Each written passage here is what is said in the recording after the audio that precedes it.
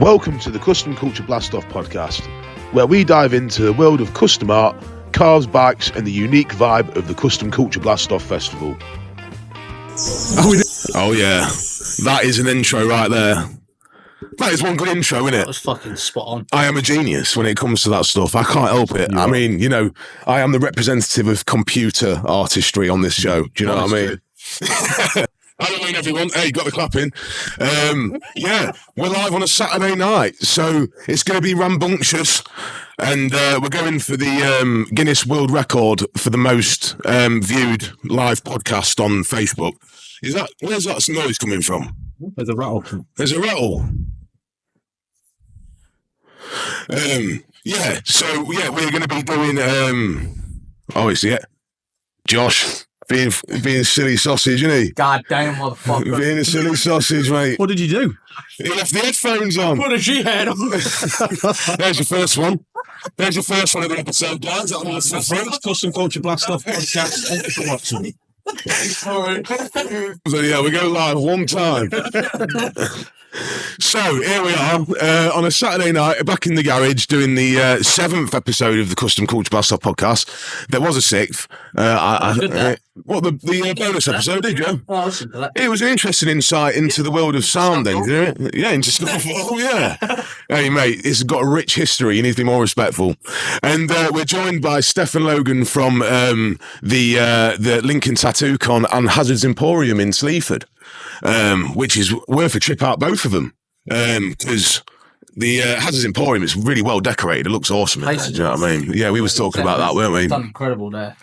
Yeah, who's taking the lead on the decorating in there? Or is it kind of like a joint thing between you? No, it's him. It's you, dude, isn't it? Yeah, it's definitely That's Lo. why it's not finished. Yeah, that's true.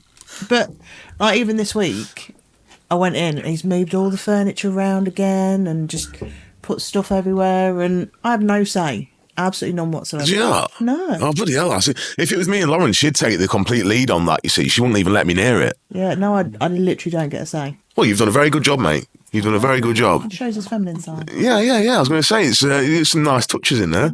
Yeah. What's his name? Out now. What was that? You together, is that what it is? What was his name? Florence Laverne Bowen or something, wasn't he? Who's that dude? Lawrence Bowen. He used to wear a ruffly shirt and stuff. Yeah, that's the dude, yeah. Well, yeah, he's an artist, you know.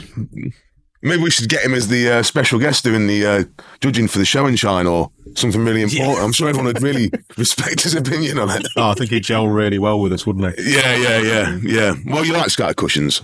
No, well, I like a cushion. I bet you like a cushion. I know you like your colour matching. Yeah, Lawrence, if you're watching. So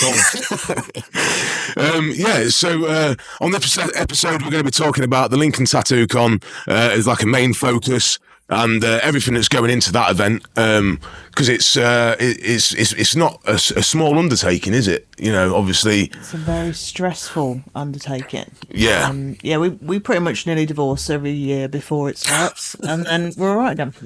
Yeah. It does take you to the edge, doesn't it, of sanity sometimes. God.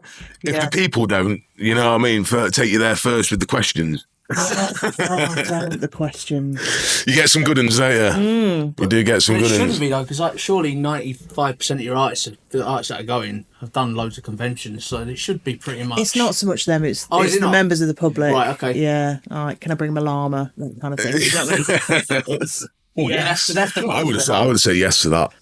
Do they have to muzzle a llama or? I'm not sure. I think they need a livestock permit. Okay. Yeah. If you get any dancing animals, you have to. There's a special permit for that in our council. Yeah. So that means if I dance and you need a butt. Yeah. What, specifically dancing animals? Yeah. Well, it's performing animals. Oh, right. You know, you can get them to dance if you want. But anyway, If they just sit there, they're all right. As long as I buy a drink. Yeah. Obviously.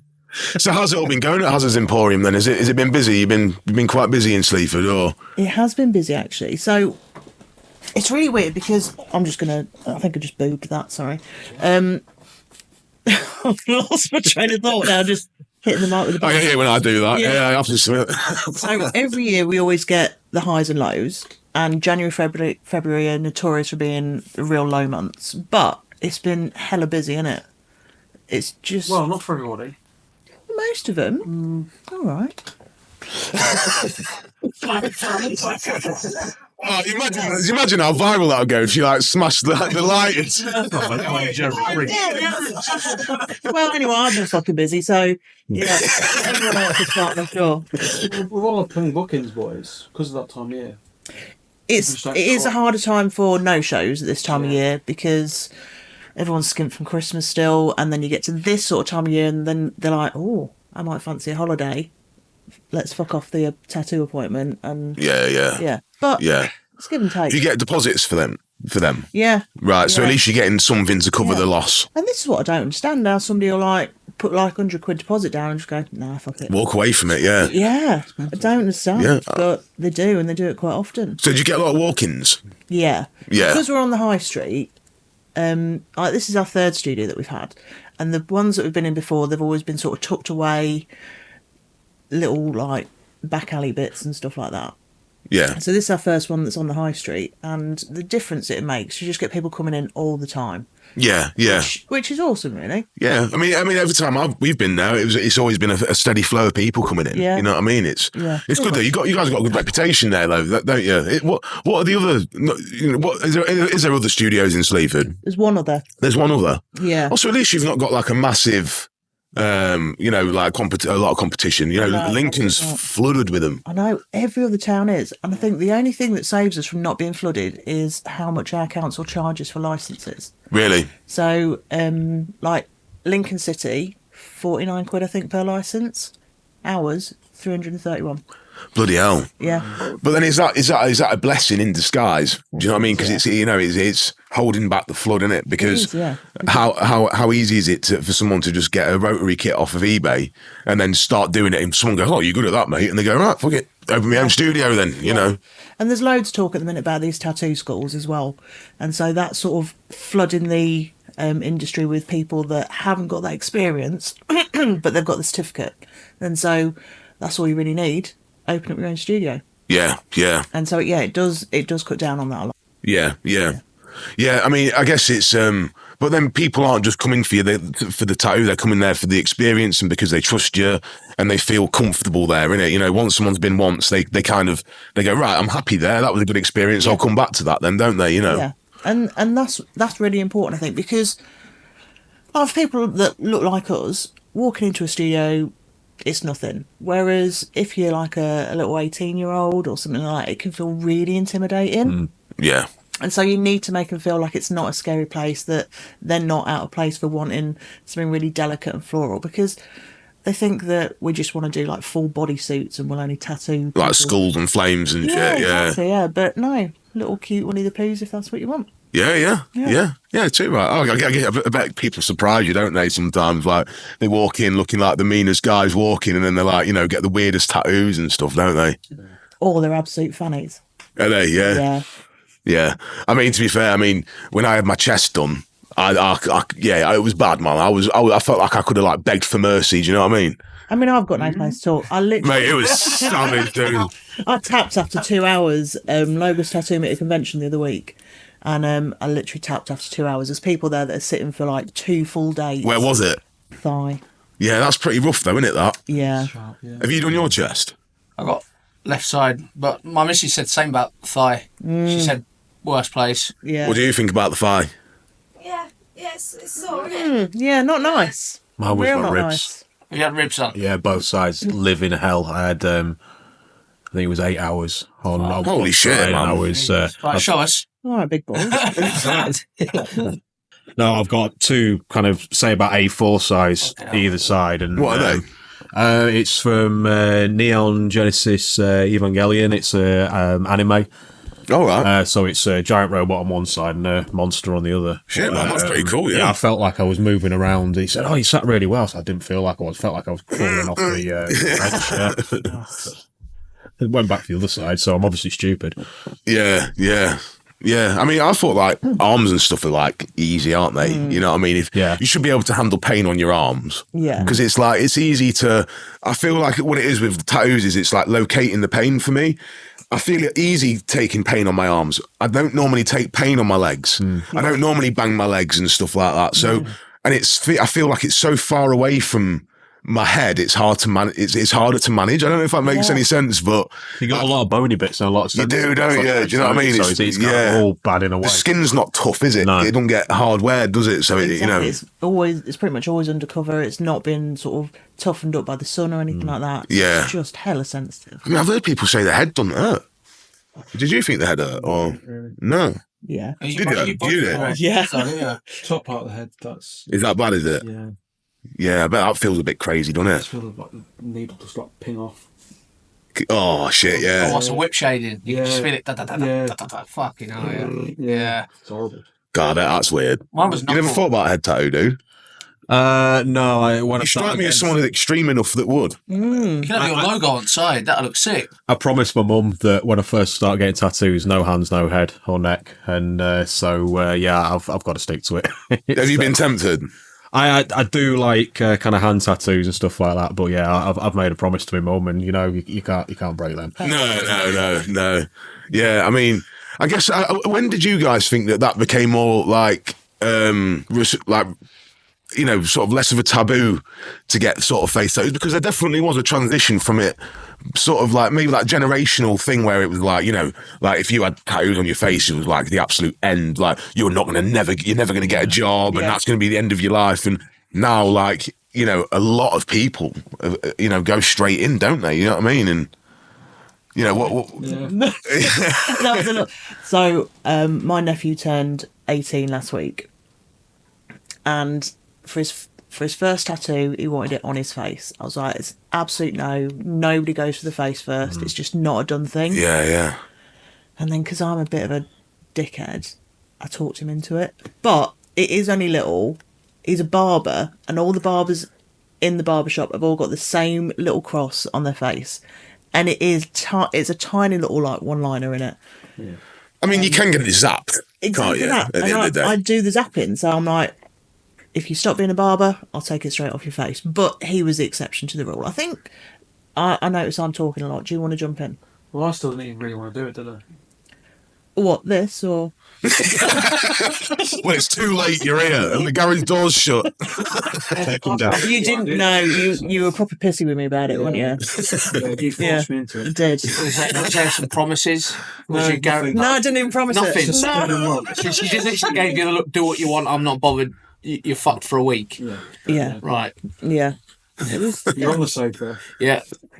But bless him, he was proper buzzing, wasn't he? He was, yeah. He was. So Well, at the end of the day, if that was his reaction and he was happy afterwards, yeah, if you know, his regret comes in pretty quick. Do you know what I mean? Like, you either fucking regret it or you don't you? You know what I mean? It's not something that you sit on the fence for going, you know when you've messed up. Yeah. You know, when you know, so if he's happy with it, then he's happy with it, isn't it? yeah. But it's not something that we would do as a rule. And I think like with the whole face tattoos and stuff like that, like it used to be that people weren't very heavily tattooed, and so that's how you stood out if you had quite a few. Now a lot of people have got a lot of tattoos, so then we then go to the more extreme because you still want to feel a little bit different from the crowd, Yeah, and yeah. you just keep pushing the extremities, and I don't know when it will stop. Is that where like a lot of blackout is coming now? Because it's like a step above, like it's like no bare skin. Yeah, You know what Yeah, I mean? It exactly, kind of yeah. goes that way, doesn't it? it's almost like it almost feels like there's still a hierarchy of people that are tattooed, and so the people that look like us, we still feel like, oh, we're gonna have to push it then because the rest Yeah. of them are all catching us up. I think that's the way anyway. Yeah. Getting extreme body modifications. Yeah, because I still think like in the old school biker community, like an old biker that's fully sleeved up, you can tell that they're old school. I think there's still that old school, even if there's no skin tone left, there's still that element of like, he did it a different way. Do you Yeah. know what I mean? Like, whereas obviously you've been a tattoo artist and you design a full sleeve in one go, you can see that things are thought out. There's that, you know, obviously when you're building a sleeve together, there is bits that you might have to crop out because there's already a tattoo there, and you can kind of, I think so. I think you can kind of tell some old school. Oh, you can tell if it's been planned, yeah. If You know it's been what I mean? planned out, yeah, because it's like my leg is basically it's what fitted kind of where, because we kept kind of adding to it with my tattooist. But the other leg, I want a Batman animated series leg sleeve, and he says, well, we need to plan it out and actually want to do it properly. It Yeah. can't just be Tell a story. exactly In right, the yeah. piece, yeah. Yeah. Yeah, it's easy to sort of mash it together in it and try and like piece it all together in it. You know, what I mean, a lot of people just end up getting dot work or clouds in between it, don't they? Yeah. You know what I mean? On my arm, I ended up doing it because all these are my drawings. I started getting tracing paper and tracing the gaps I had left and designing stuff to go in the gap because I didn't want it to look like there was too much gap around certain things. Yeah. And that's something that's coming through with patchwork tattoos. And they literally are just little bits just dotted here and there. And you think, that looks cool now, but at some point you're going to be coming back going, oh, but what can I get it filled in with? Not a great deal. But then I guess that's the beauty of like tattoo removal, isn't it? I guess now that's become a lot more accessible. So a lot of people are going to extreme lengths and thinking, well, let's get it taken off. I mean, but that's the thing, it's not an easy process. It's a horrible process. But I think people see it on Facebook because I don't know anything about it. So I see from my angle, it looks easy. Yeah. It looks like a piece of piss. It doesn't look like it hurt. Yeah. It looks like, you know, you sit there, it's a bit uncomfortable and then it's gone. You know what I mean? You know, your mistakes disappeared. I don't think you understand it. I mean, you can see it smoking. So you know it's hot. Do you know what? I love the smell. Oh, do you? I love it. Oh, dude. Yeah. I get it when I rest my fag tooth close to my beard. I start getting it then. I'm like, oh. Is it that smell? Is it like It's like a pork scratching. Is it? Yeah, it's sort of, it's a really weird smell. And I don't smell it as much now because I've been doing it for so long. I've become sort of blind to it, I think. But if I'm doing quite a big piece, then I'll still get a whiff of it. But you can smell it in the studio when I'm doing it. Yeah. It's like looking behind you. Like, you smelling my skin? Hannibal Lecter style, mate, isn't it? Yeah. I'm probably on some kind of register for being a skin sniffer. Most people like petrol, you know what I mean?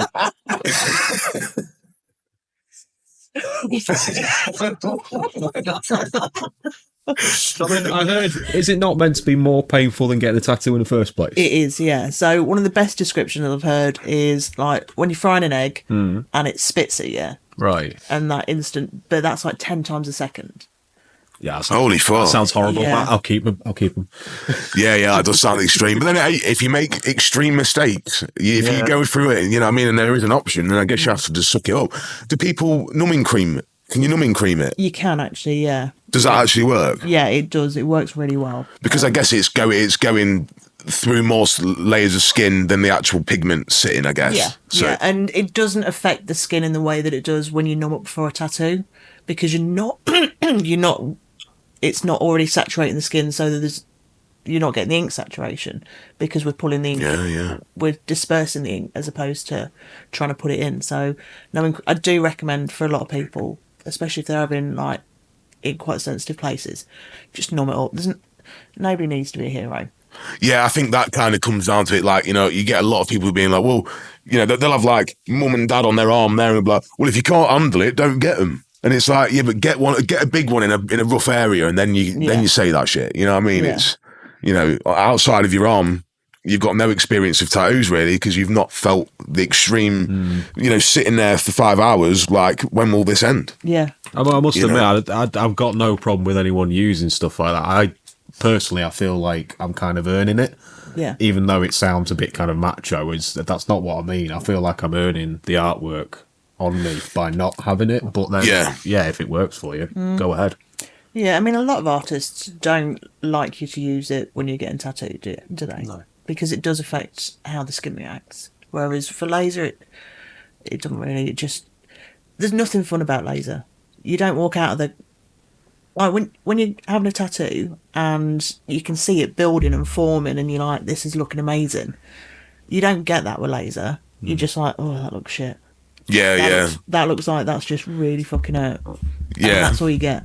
Yeah, and you know, because you can kind of like still faintly see it there after it's been lasered. How many times does it? How much would something? You know, how many times do you have to go back? So this is the thing. Everybody's skin reacts differently. It can depend on what the artist was like that put the ink in, the kind of ink that they used. Well, would that be how deep they went? How deep they went, yeah. Whether they used a good quality ink or whether they used some cheap and crap. There's so many variables, and also what your skin's like as well. There's so many variables. So there's never like. You've got 2 appointments to get rid of that. Yeah. Yeah. If we're just sort of lightening it down and taking the harshness out so that you can get a decent cover up without having to go too big and too bold, then 3 maximum. But if you're wanting to get completely rid, which most of the time you never fully will, but if you want to get completely rid, you're looking at a good sort of 8 sessions. Holy shit. Yeah. And this is the trouble with TikTok, because they just show you blasting it over. Yeah, I had no idea. And then it's like, oh yeah, it's magically gone. It is not like that. Right, okay. Yeah, it's really not, because each time, it's getting really boring now. Each time you're breaking down the particles of the ink a little bit more, and it's being reabsorbed through your body and then just being flushed out. But you can't break every single particle down in one pass. Right. So, yeah. Yeah, so they're showing you a video that's already been gone over X amount of times, and Yeah. yeah, It's not true to life, and that's the difficulty when people come in and say, "Oh, want to remove all this." Their expectations are way beyond what is actually possible. Yeah. So with people with the body breaking it down, do they feel unwell? Like, cause if your body's absorbing what's been broken down, not on about just straight away after the tattoo you feel sore. It's Like the whole tattoo. do you know what I mean? Like Some sort of couple days toxicity after- kind of thing. Yeah. 'cause obviously, do you feel almost like you've got a bit of a bug or something, like a bit yucky for a few days? I think you could do if you did a big area. I always refuse to do really anything that takes more than 40 minutes. That's the cut off, because you're putting your body through so much. And as long as you're keeping your fluids up and flushing it all the way through, then you don't really have any side effects. It's quite extreme. It's quite extreme, isn't it? You don't realise how extreme it is, to be honest with you.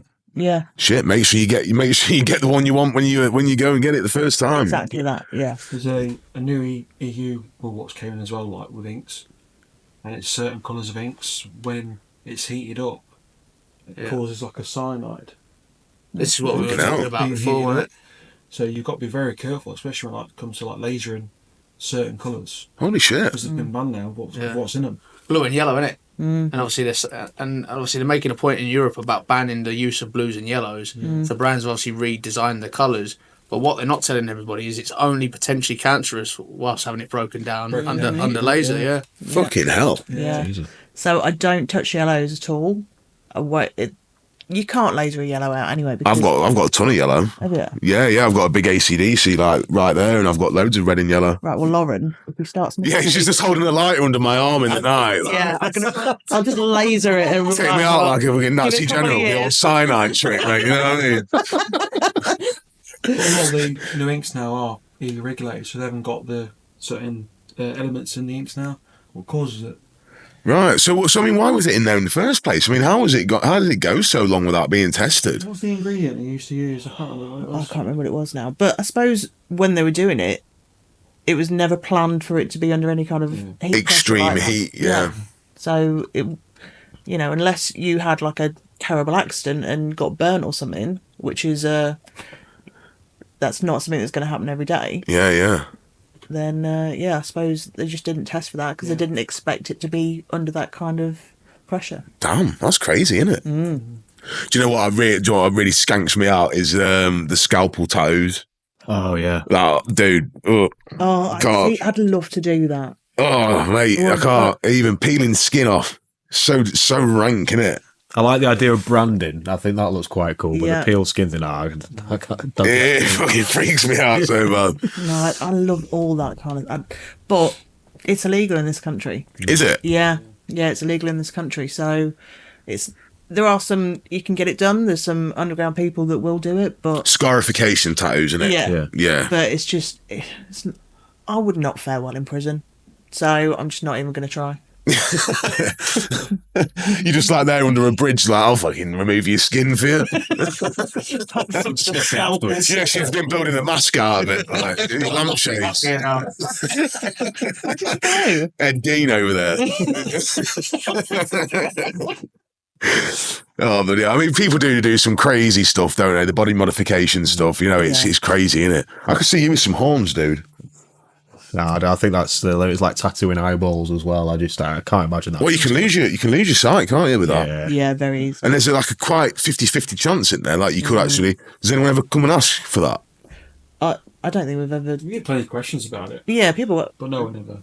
ask sort of about the process of it, but I don't think we've ever been asked to do it. Way I think that's classed as illegal now as well, isn't it? I would have thought Any so. kind Yeah. of I mean, to be honest with you, I'd say, yeah, you're probably right. Yeah. Do you know what I mean? Get some contact lenses or some shit. You know what I mean? Exactly that. It's not worth messing about with, is it? No. It's one thing getting like a slice of pizza tattooed on you. You can have a little bit of a joke about that. Funny you should mention Your that. eyes. You got some pizza? Yeah. Yeah, you do. Eyeball pizza with a dagger.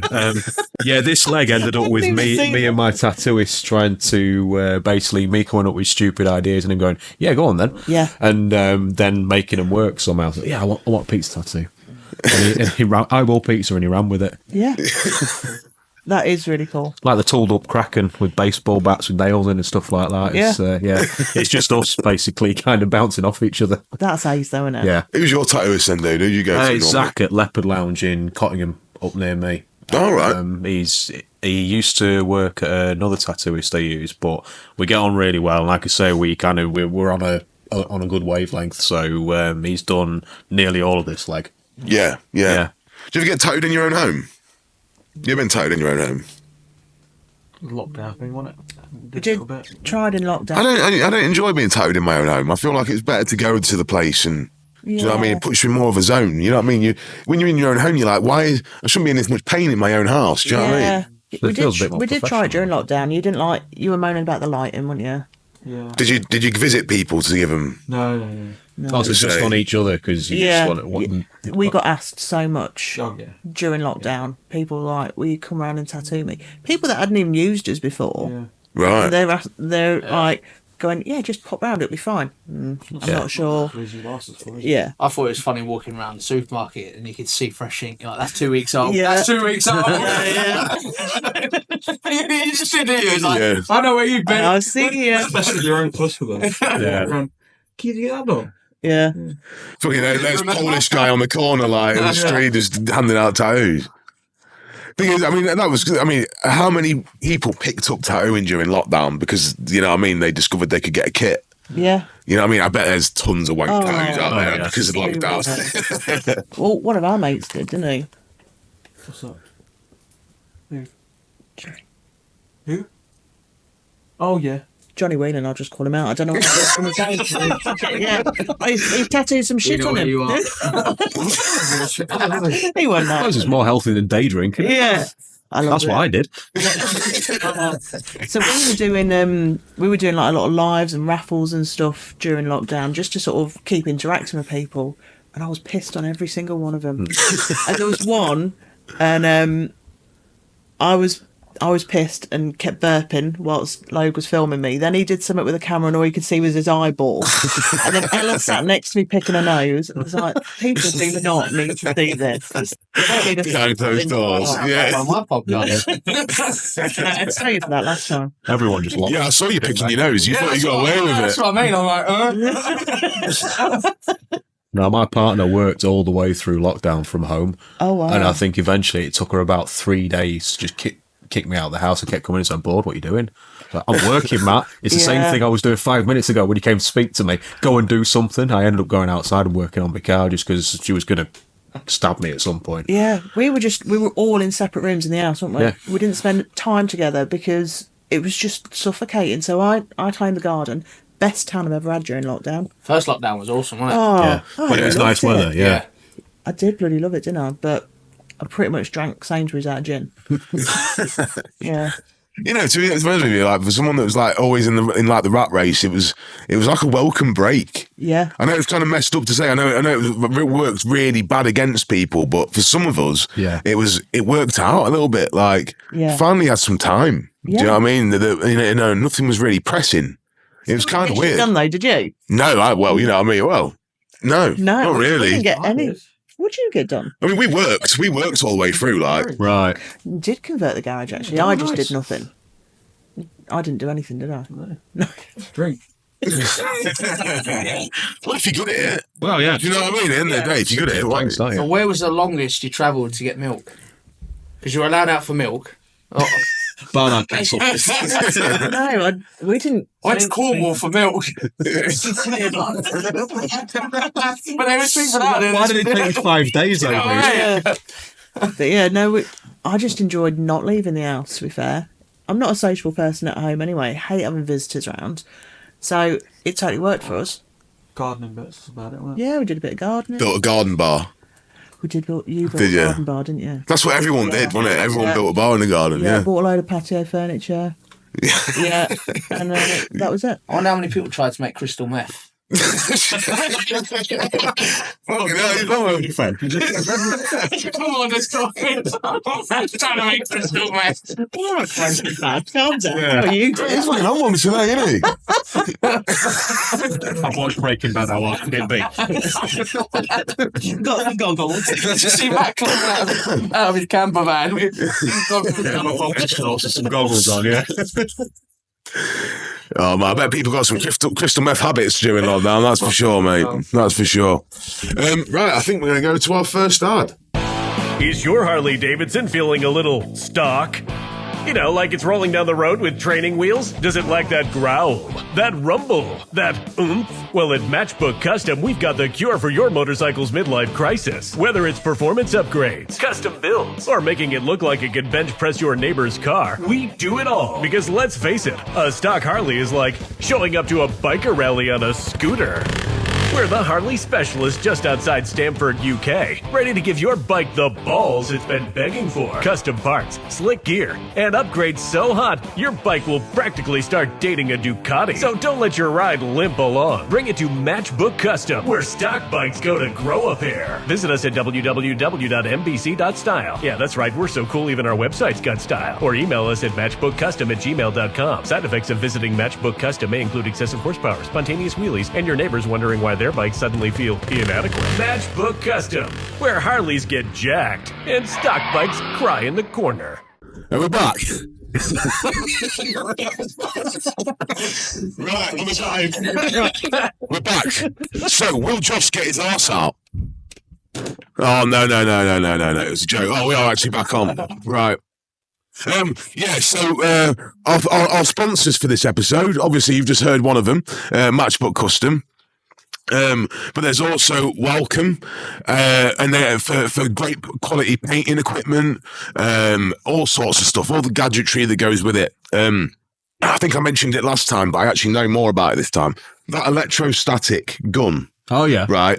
So, you know, like when you're painting something and you get like dust and stuff on it. Yeah. You shoot it with this gun or you press this gun against it and all the dust drops off it. It basically takes the magnetic charge out of the metal.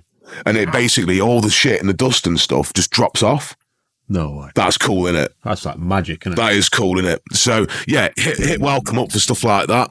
And Gnarly Magazine, over in the States, awesome guys, and they're doing great things for the custom culture scene. And check them out. Get your hats and your t-shirts and your Gnarly Magazine subscription, because you can get them over here. That's what I was about to ask. Would they post them to the UK? Yeah, they do indeed. They post them to the UK. And there's some other big potential magazine news later on in the podcast, so you'll have to stick around for that. Yeah. So back to the tattoo con. So obviously you were at the engine shed, and then you last year you were at the Lincolnshire Showground, and then we were there sort of with our little booth, weren't we, over and thank you for that. It was good to be there. It was good to be there from the start of it and kind of like see it all take shape, you know, and especially seeing you two like putting the Harris fencing up, thinking it's not me for a change. And then I ended up fucking helping. I think you did it anyway. I just can't resist it. Do you know what I mean? I see it, I've just got to do it. But no, you had like really, you know, a lot of people helping you. You've got a good like community there of people that like, Yeah. like you must have had like 10, 15 volunteers of people just jumping in and helping. It was ace. For the setup. For the setup, for the yeah. setup. They're never there for the takedown. Yeah. It was just me and you, wasn't it? Yeah. It reminds me of when I used to camp in my garden. I used to like run an extension lead, have the telly, cool as fuck in the garden, you know what I mean? And then it's like taking it all back in at the end. Yeah. Do you know what I mean? It's the end of the party that's the worst bit. Yeah, because at the start, you're well stoked. Yeah, you're buzzing, mate. Yeah, buzzing. Then by the end of the weekend, absolutely knackered. Sayonara. Yeah. And you're like lifting these Harris panels and they feel about 10 ton heavy. Yeah, that was not a lot of fun, was it? Batters the shit out, you done it. Yeah. Was you guys having a drinky poos in the evenings as well? Or did you? No, we literally crashed out, didn't we? Yeah. You don't drink at events, do you? No, I don't, Josh, actually. I like to remain professional at all times. I know we spoke about it before. My son stood there and said, "Dad, she's stood in the rain." Like, lean a bit. I just stood the next day, Just contemplating life. Lauren told a funny story of Oh God. of you what was it? You're standing near the fence or something, and you just looked like you'd lost the will to live, and you had a piercing to do, and you were like, I just can't do it. Literally Can't go in there. heaving whilst I was doing it. Yeah, awful. Just. I mean, I think you did a bottle of JD on your own, mate. So hats off to you. I know. Yeah. You know, you did a good rendition of Queen. I remember that. Honestly, I should not be left unsupervised. This is the trouble. Well, that's exactly. So you're saying it's Logan's fault? Yeah. He was sensible, knew he was working the next day, got a good night's sleep. Left me like a toddler in the house. Like a toddler left in Tesco's on their own. I went wild. Absolutely did. Yeah, horrendous. Making friends with everybody. Just it was funny. Talking shit. Honestly. It's what drunk people do. It's what we do, isn't it? But I do it a lot. Weren't you struggling to find the keys one morning to open the barn back up? No, I'm sure there's a code. someone had the key. There was loads of artists stood waiting, trying to get in, and someone had the keys or something to get in the barn. Why are you looking at me? I didn't do that. You're looking at me. Did you have a key as well? It was right next to the tattoo. Yeah. So all these artists just stood there, like, and no one really knowing what was going on. They were waiting for me to come and open it. Right. I just didn't realise that's what they were doing. Right, I okay. thought they were already in. I thought I weren't sure if there was keys missing or something. Yeah. It's like when you need help at the self-service and they keep walking past you like, help me, help me. I'm over 18 for this immigrant honest. I've lost my wife. You walked past me earlier and I was fucking like, you just fucking walked past me, you bastard.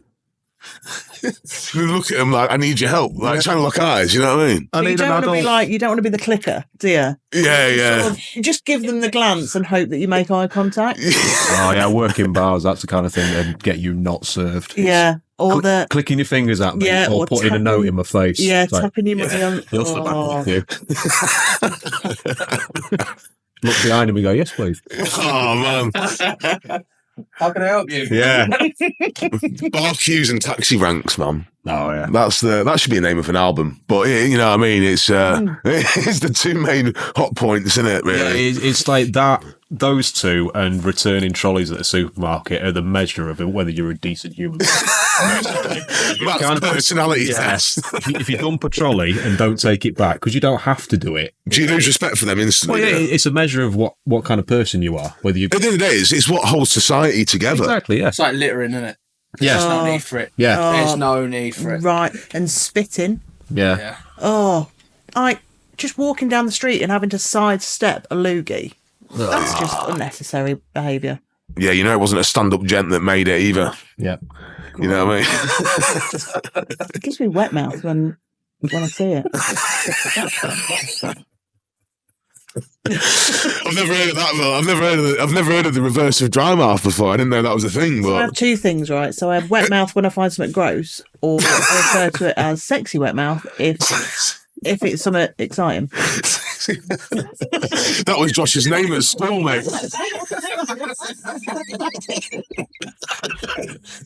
Do you know when she's drawing doing that fixing, you know that it's like, is it gross? Has he got a Klingon or are you into that? Well, it's not good quick enough for me, that's for sure. Off right, Centre. It's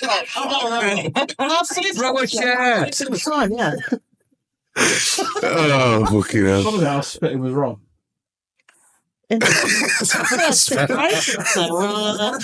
Sexy spitting's okay. Yeah. Hey, fucking hell. Isolate it. I'm always looking for ideas of lettering to do on saws, and sexy wet mouth is right. Yes. Yeah.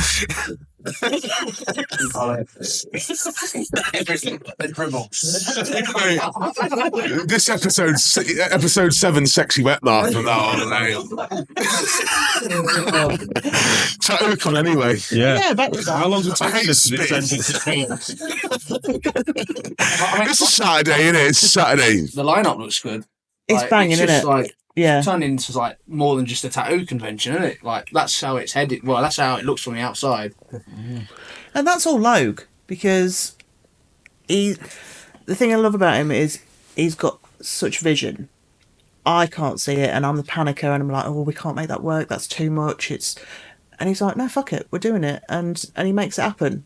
And you've been the one that's booked all the bands, you've found them, and yeah, that is you. He's scarily fearless, if that's the thing, because he's just like, yeah, we'll make it work. And I'm having that you've got to jump, you've got to take the leap. If you don't take the leap, you won't. I know it sounds like really like, oh, you know, motivation and that, but it is literally the way it works, isn't it? You have to take the risk. If you just sat there and panicked all the time, you'd never get anywhere, would you? Yeah. Sometimes you just got to wing it. Oh, yeah. Yeah, amen. My partner, she's going to hate the fact I said that because it's one thing that really bugs her about me. I don't know, she might hate the sexy wet mouth thing more. Yeah, that's the point. Well, you might be in for a good time when you get home. Yeah. 50-50. Look for the mouth size. Yeah. Some comments in my speech about I'm ready. Oh, don't follow me. You've got the caddy now, aren't you? You're just looking for an excuse to move out. There you go. Yeah. So what was the vision? What were like? Obviously, are you trying to make it more of a festival? Is that kind of like it's got that vibe about it, or is it like what's going through your head whilst you're thinking of all this stuff? Eventually, I want to make it like on par with like Download Festival. That's literally the vibe. Just even the graphics kind of give me that vibe. Yeah. More like half tattooists and half music. And what's really cool is everyone can afford to go because the download prices are just crazy, man. Yeah. £400 for the full. Our prices Is really it? changed. Fucking That's a hell. lot of money. It's insurmountable, isn't it? Just shy of 400 quid when I last looked. yeah, it's Do you guys been to the Call of the Wild then? Call of the Wild Festival? no. That's up at the Lincolnshire Showground. That's really good. They have a really good lineup. They had Phil Campbell and the Bastard Sons. You know Phil Campbell out of Motorhead. Oh right, And yeah. shit like that. Like they have like some really big bands on. You should definitely go and check it out. It's a really good festival. I don't know them personally, but all the organisers that I've ever met have been really nice. And you know, at the end of the day, they've had Skin Dread. They've had some good bands on. You know what I mean? It's like We tried to book Skin Dread, didn't we? They are bookable. Yeah, They are just weren't bookable. available for the dates that we wanted for this year. That was 45 grand as well. Yeah, that as well. there's two You dollars. are. 45 grand. They were 15 when they got booked. Well, that's probably about 10 years ago now. Yeah. Yeah, bloody hell. Damn, 45 grand. But then I guess it's worked out on like what sort of like revenue they're going to be pulling from. Yeah.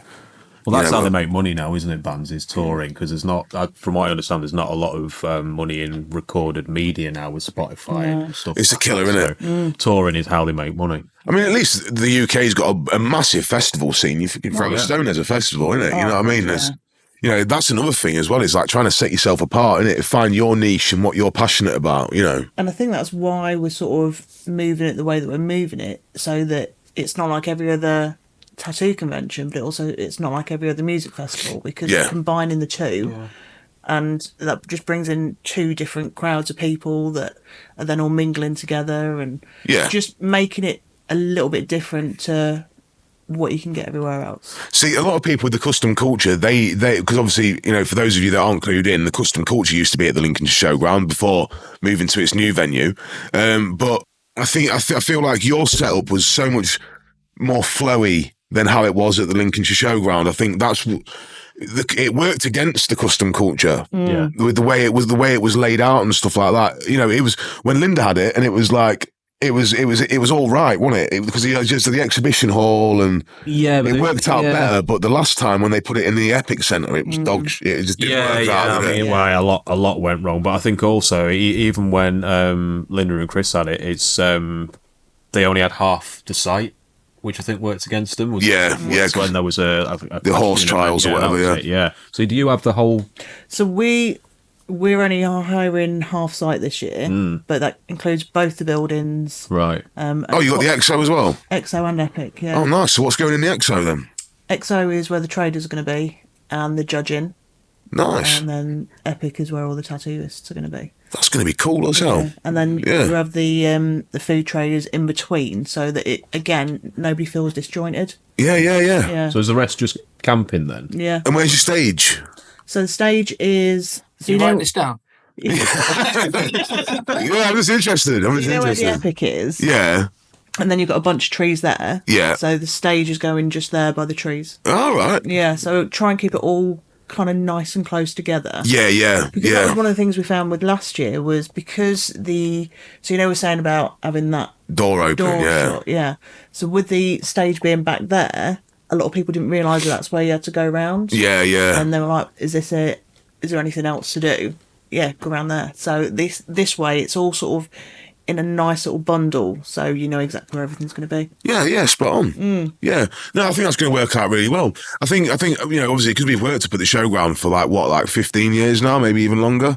I think we've seen a lot of events come and go. Yeah. And what always kills them is that they make them as big as they can, and they space things out too much. Yeah. And it's like a smaller, more compact, busy show. And I think that's where we nailed it at Slate's Farm, is because it was like, everywhere you look, there's something happening. Exactly, you know what I mean? yeah. You're so included in everything. You know what I mean? You're surrounded by it. And obviously, like, we're just fortunate to have that ability to have that ring, but also still have the woods as like a bit of a separate area and stuff. But it just works out so well. Do you know what I mean? It's a perfect setting for it. Expand the camping, can't we, rather than expanding the actual show field? Yeah, we want it packed and busy and happening. Yeah. Do you know what I mean? You don't want it like, walking miles to just like a hedge line that's got like traders along it. It's boring, you know what I mean? You stand in the middle and you can see everything that's of interest. You just pick which direction to go in, basically. Yeah. And I think what's so cool about this, like, for people that don't know, there's effectively, even though there's 5 of us sat here, we're talking about 2 different events. Like, it's so great to see people supporting each other. Yeah. Like, Yeah. so many other people are like, oh no, don't want to be seen to be supporting that and not supporting that. Oh, there's tons of that. And it's great, isn't it? This is like, I don't think anyone else is really doing this. Like, No, I mean we had Pete on with the Hot Rod Rumble, the Hot Rod show, and the V-Dub show and stuff, and it's like we reached out, didn't we? I remember reaching out and thinking they're never gonna message me back. It's like, you're just gonna, because literally everyone was kind of like had that stick up their arse and like they don't want to get involved, and then obviously we just managed to get stuff going, didn't we, between us and stuff, and then it just kind of took off from there. But Despite Logan's resting bitch face. yeah, so I was saying, like, when we first went there, I was kind of sitting there, like, you were kind of like looking at me like, who the fuck is this guy? He's just come in my shop and he's just chatting all this shit at me about like the culture, bro.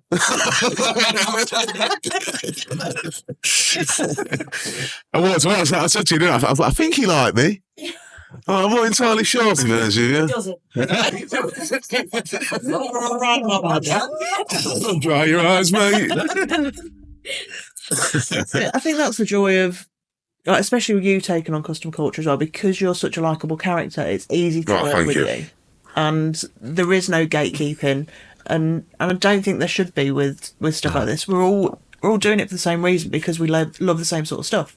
Yeah. Why should you gatekeep and be like, no, this is mine. Yeah. It's my precious. No, if we stand for anything at KKBO, it's exactly that. Is that it's for everyone, and we want people to get involved. We want people to enjoy it and not feel like we're trying to keep it to ourselves. It's for everyone. Yeah. Even an event similar to ours on the same date, far enough away, it wouldn't be. We'd still help them out. Yeah. Well, the trip out's down south, isn't it? That's it. No issue with that. No, because you're going for different crowds of people. You know what I mean? And we're always going to be an art-based show. So, and the beauty with us is like, we're actually set quite far apart because no one else is really doing what we're doing. Yeah. And it's the amazing people and the community, and the fact of, like, to be honest with you, if you're a trader, and it'll be the same with your show, it's like they become meeting points for other traders. Yeah. So they're happy to pay the pitchers and not particularly sell tons of stuff, because it's like the connections that you build and the networking and all that stuff, it's worth its weight in gold. It's how you're constantly moving forward with it, isn't it? So that's the key. And you guys have got a really good, like, atmosphere, you know what I mean? Like, everyone, I mean, the amount of people that were coming up and chatting and stuff, no one had an attitude, and that was the general public. Yeah. And I think the public pick up on the attitude, the atmosphere and the vibe of the festival they're at, you know what I mean? They don't act aggressive if there's no hustle and bustle and it's nice and open, you know what I mean? I think when people are tightly packed, they get more arsey and antsy, don't they? And they're a bit more snappy, but you had like a good flow of people. It was nice and open. It felt quite airy. Yeah. Even though you had all the partitions off for the booths and stuff, like there was still like plenty of room in between and stuff like that. So, yeah. you know what I mean? Like, with you saying about that, we were talking about in the studio where people come in and you want them to feel welcome. Exactly the same ethos for the convention as well. Yeah. Because it's really interesting for people to, especially if they don't have tattoos or they've not really got very many big ones. It's so interesting for them to just watch people do it, because obviously they watch Ink Masters and that kind of thing, and like we were saying about the whole TikTok thing, that's not how it is. You know, you don't knock this massive cover up out in 2 hours, and it's not like that. So it's a good insight for them to see how the industry actually is. Yeah, definitely. Yeah, I mean, what surprised me was people coming and getting multiple tattoos from multiple people. Yeah, and I never really thought. So, have you been to many conventions then? I've done a few, but I've not worked them. You've not worked them, but you've just been there. I've been to a few, like looked around. I think like going back to like the air and the space and that, like it'd be easy to probably ram more artists in there, and then straight away that gives off they're in it for the money vibe. Exactly that. And that's not that you don't want to be associated with that. Well, we both spoke about a show that does that. So, you know, a similar venue. You know what I mean? And that was the main complaint of everyone. You're like sardines packed in a tin. Yeah. You can't even get round the artists to have a look at them. And at the end of the day, exhibiting the art is what it's about, really, isn't it? It's exhibiting the artists and stuff, you know, and showing them. How can you show them if you can't even get round them to have a look, you know? Yeah. Some people want to go to a convention just to meet the artist. You know, it's absolutely like, yeah. And also, that's when it gets kind of dangerous as well, because if you're packing people in, it just takes one person to shove the artist, and you've ruined that whole tattoo. Yeah. And it's not worth the risk. Yeah. Absolutely not. We went to a couple last year like that, didn't we? Yeah, and nobody's happy. Nobody wants to work like with their head touching somebody's arse, and do you know what I mean? It's just, you don't need to work like that. Just take the hit on how many you can fit in, just to make sure that your event survives. Yeah, and also, like, you know, if you can't just work off of having tattoos, then find other avenues of making money. Yeah. You know what I mean? Are you guys doing your own bar this year again? Yeah. Nice one. That was cool. That was. Yeah. That was good. That was. Yeah. Yeah, it worked out well. It did, especially all the leftovers we had. Well, we had loads of leftovers, but Lauren was pregnant. One of the first times where we had tons of it, didn't we? And you couldn't drink a drop of it, could you? So take one for the team. To be honest with you, I'm not a massive drinker. Got out of it. Yeah. He took some of the ales and stuff, but I'm not a big ale drinker either. Do you know what I mean? It's you know, I'm not hardcore enough. But right, well, I'm going to go for we're going to have a quick break. It'll be a couple of minutes. You'll see the intro pop up on the screen, but we've not gone anywhere. Me and Matt need to pee. Yeah, not together. No, are you going to shake it? Right, come on. Boost the horsepower of your ride. Then Black Sheep Customs is the place you need to be, based in Hull. This family-run business has tons of experience in customizing American cars. They specialize in overhauling your engine, making your car faster and more reliable. Whether you have a Mustang, Camaro, or Dodge, they can get you ripping down the strip in no time. So what are you waiting for? Give your car the treatment it deserves and contact Black Sheep Customs today. Call us on 0748-759-1306 and book yourself in now. If you're a fan of lowbrow art, pinstriping, sign painters, hot rods, motorcycles, tattoos, and more, then you're gonna love this magazine. Just look at this amazing artwork. This is the kind of stuff you'll find in Gnarly Magazine. And not just art, but cool stories and photos of the people and events that make up the custom culture scene. So if you want to stay connected to the custom culture community, pick up a copy of Gnarly Magazine. Find us on Instagram and Facebook by typing in Gnarly Magazine. Weird. Well, Josh has tried to get me to rub my arse on his leg, but I refuse. No means no. I know. a bag of Haribo's. Lauren's just offered to give me a foot massage as well. A foot massage. Yeah. Only the best round here. I'm coming again. Yeah, welcome to the garage. Foot massage for free. Yeah, a cup of tea. That's the only one you're getting. That's the only one you're getting, so make it last. Sip it like a J2O, mate. Still got it there. Yeah, so where's your budget biker build off stuff, mate? Because we're gonna jump into the budget biker build off. And Looks official. He's got notes. It said, right, so Yeah, I but just need to know how to read it.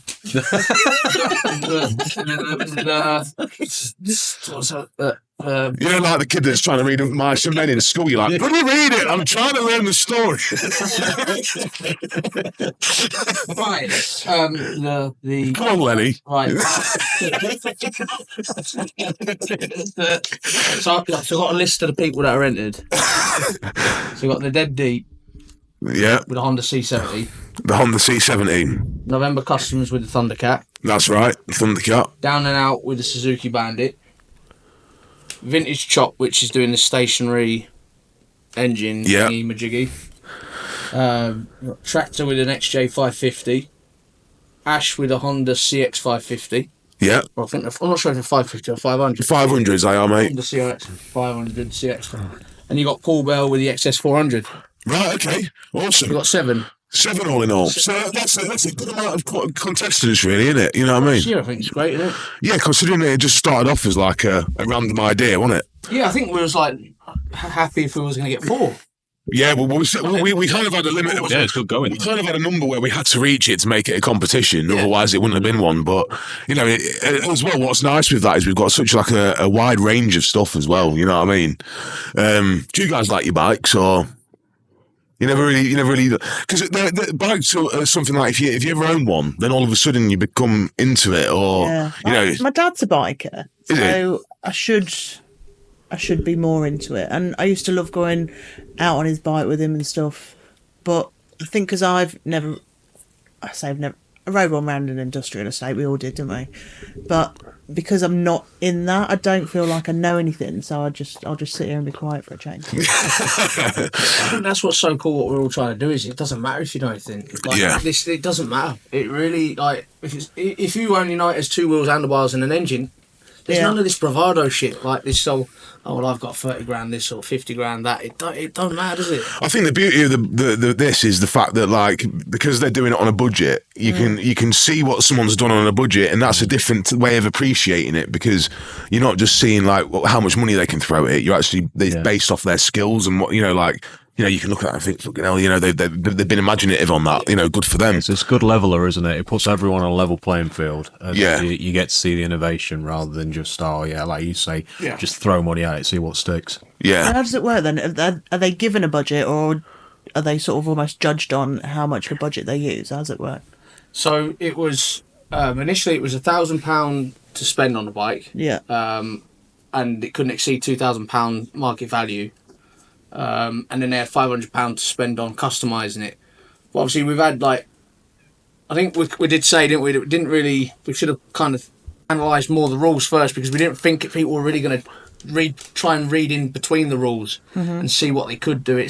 So I think for next year there's already even more that's going to come out of it. And, people building a bike from complete scratch and using engines that are unconventional as well. I think that's what kind of, we weren't expecting it, were we? Yeah, we were expecting someone to start with a running bike and then modify it, weren't we? And we straight away when we had people ask, it's like, fuck, why didn't we think of that straight away? But we did allow it in the end. Yeah. We spoke to the other bike builders, they were cool with it. We checked with them first and they were fine with it. And I mean, so Vintage Chop, he's building that stationary engine and he's building that frame around it, and he is one hell of a fabricator. He's got he's got a lot of the tooling and stuff, and so it's although he's want to see though, isn't it? It's innovation. He's starting with less. Yeah. But it's it adds a different element to it, because he's starting from scratch, he gets a lot more imaginative on his frame and stuff. More restrained on certain rules that compared to other people, isn't it? Yeah.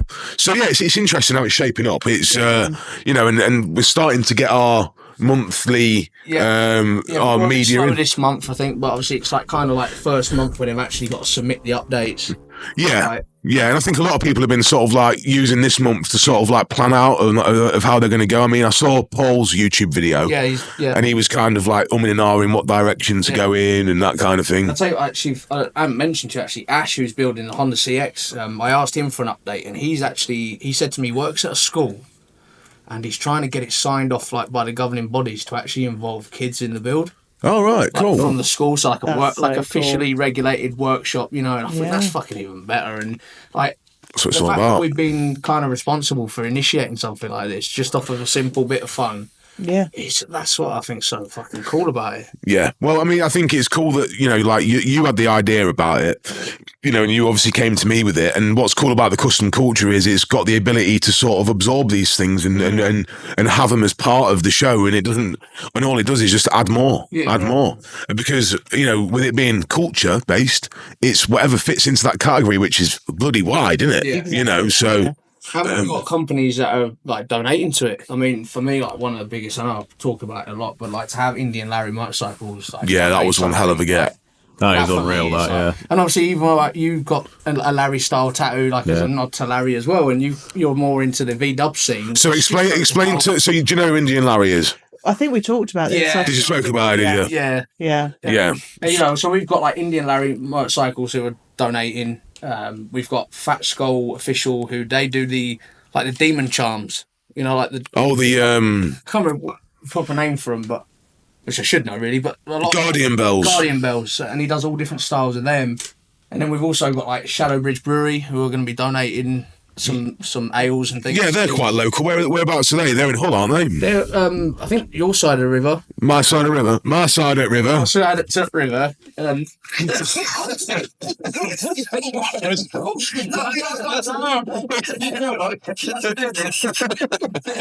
One, you get one free. Are we like Shelbyville to you? Like, you know what I mean? Is this what you guys think when you come here? When I landed back in England, I was like, fucking hell, you lot have got electric. And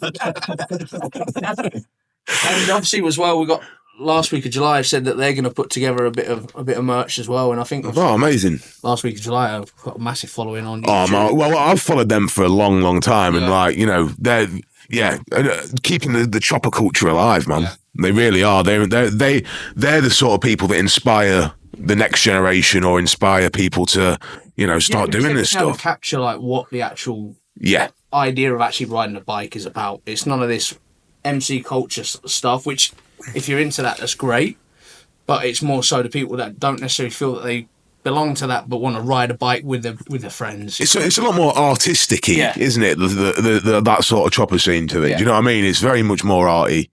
Yeah, and they've been able to catch like raw footage. I mean, obviously last week of July, like Lloyd, when I interviewed Lloyd, he said it just started off where they would literally all book the week off the last week of July and ride, and that's where it started, and which I think is cool, isn't it? It's just like you say, it's from small seeds and all that sort of stuff, isn't it? It's you got to just have an idea and go with it, don't you? Yeah.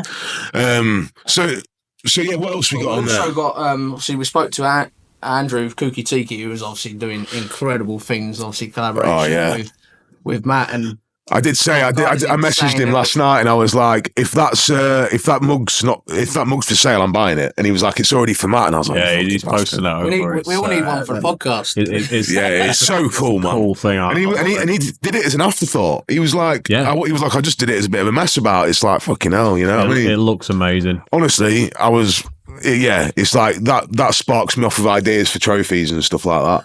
Well, he's doing the trophies for obviously we haven't actually come up with an idea with him. I know he's waiting for us to kind of come up with obviously it's B-movie themed anyway, which he already knows that. Yeah. And then obviously we just need to get it sorted. Yeah, I'm sure. I mean, you know what I mean? We just got. I mean, with someone like that, you don't. I don't like to give them too much of a. It's like you do what you want to do. That's the beauty of it. You know what I mean? Do you ever get people coming in for tattoos that kind of just they're kind of open-minded? They kind of want you to kind of guide them to something, or it's a rarity. They know what they want a lot of the time. I call it small town syndrome. They basically want what everyone else has got. So do you get trending tattoos? So many. Yeah. I always thought you try to go original as possible. You know what I mean? It's in the cities, it's a bit more like that, but in small towns. Yeah. Well, whilst you've got the mic, tell them about the, tell them about that tattoo. I told loads of people. It's fucking awesome. You gotta tell them. What about the new one? Oh, no. Well, I don't know. Is there another one? I ain't got my bum all done. You've headed that way? Yeah. Okay. I just told people about when I interviewed you about the spider web. Yeah. Are you wishing he hadn't brought that up now? No. Oh, right. Fucking awesome. It is cool as shit. Oh, well, I wouldn't do it, but So we had this girl what used to work in our Oh, I don't. Right. in our studio. Yeah. Yeah. I'm not saying much more. There's no names coming out. No name. What? No more name checking. And, Yeah, Jennifer, you dirty dick. she's not a prudish girl, you know. She does OnlyFans and all that kind of stuff as well as. And I got a message off her one day, and she was like, looking at getting a bumhole tattoo, basically. And I went, oh, okay. She goes, oh, would you do it? I was like, well, I think I messaged you first, didn't I? Yeah. To make sure Get permission. Steph was okay with it, even though she's always touching up cocks and baddies, you know. Yeah. Yeah. At the shop. At the shop. Not on the high street. yeah. And, Cocks and badges. Are you guys opening a pub then, are you?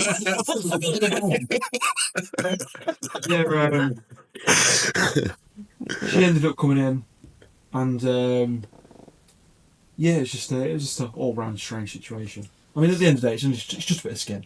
You know what I mean? So you never look at it in like a sexual way.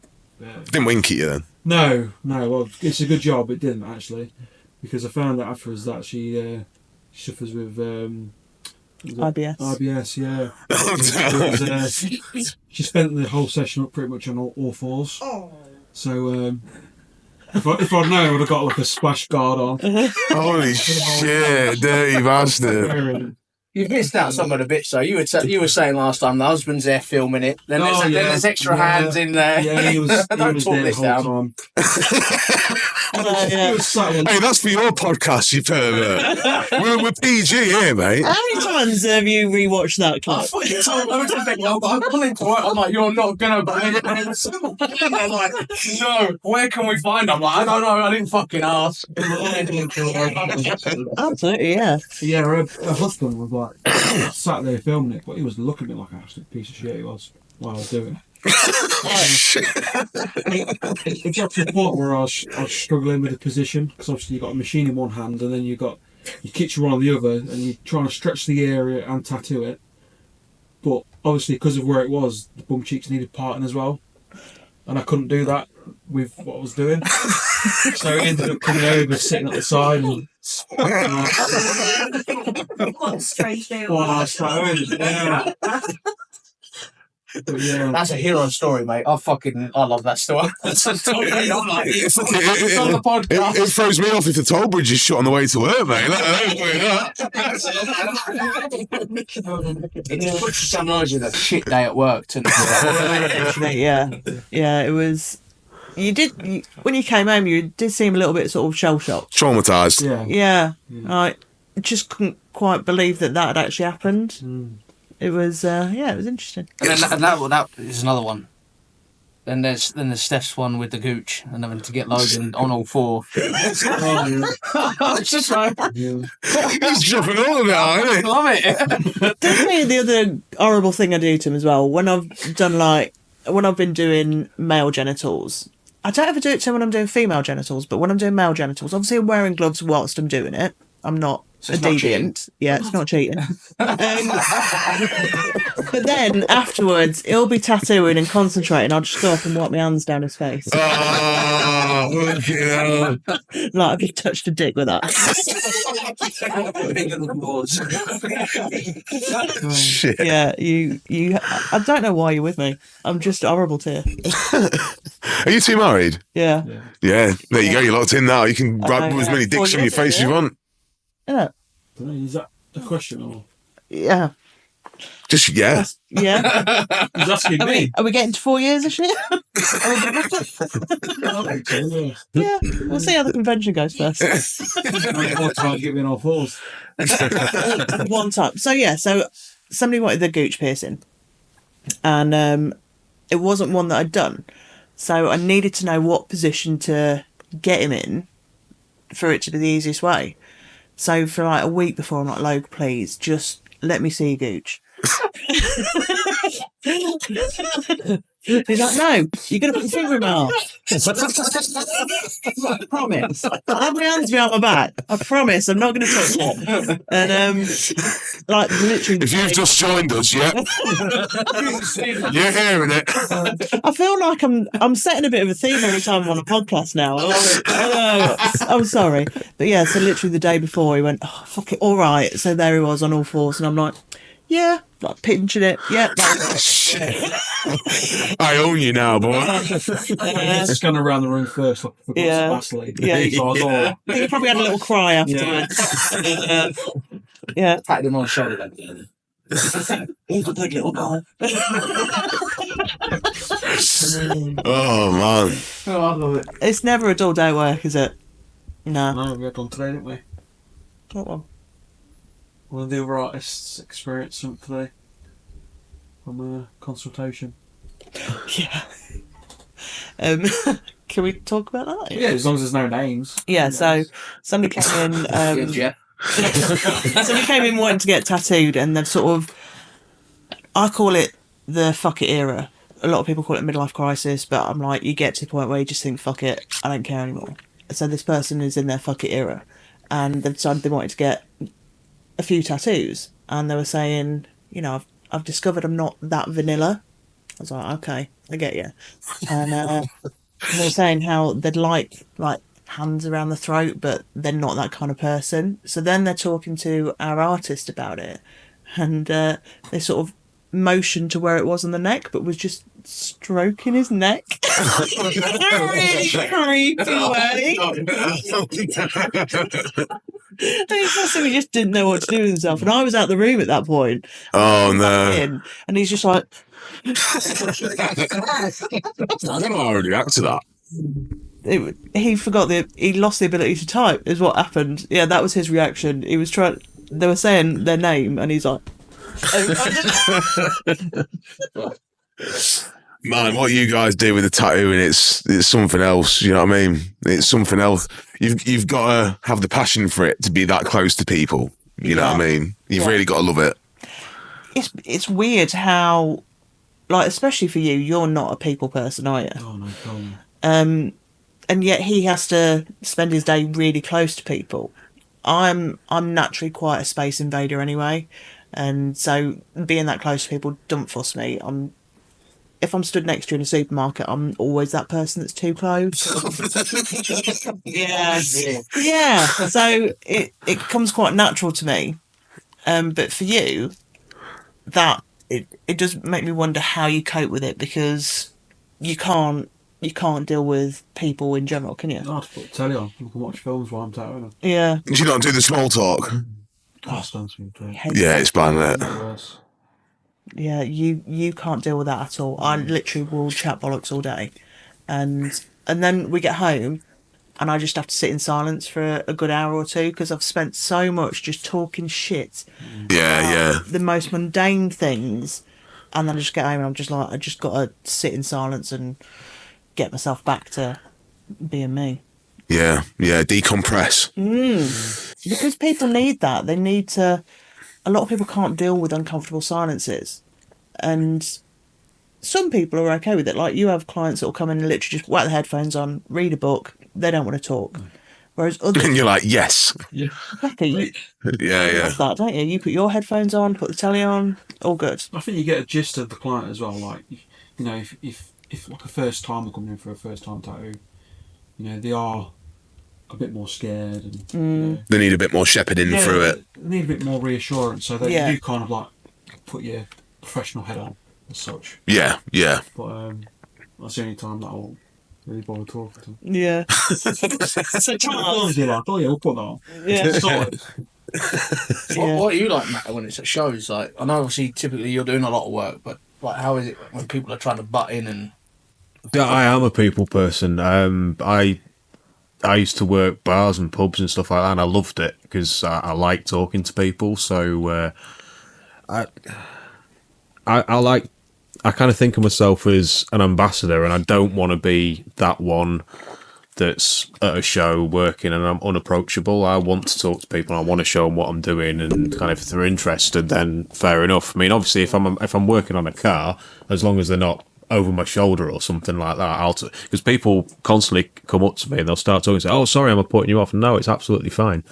It's you are. I've noticed that, dude. You are good with the public and stuff. Like you always have quite a buzz around your tent. I and do stuff. like it. Yeah, I mean, it's when I was at Matchbook Customs today, I was just doing a saw just to be painting something, and someone said, "Oh, well, you can tell me to leave you money for it." I said, "Don't worry about it. I've been stepped on while I've been lettering a car before." I was doing the rear quarter on a Beetle, so I was laid out flat painting, and someone just came around and just basically stepped on me. I was like, "Oh, I'm sorry. No, it's fine." I should have probably had some cones around me or something like that. But you're so chill, man. You saw that as your fault.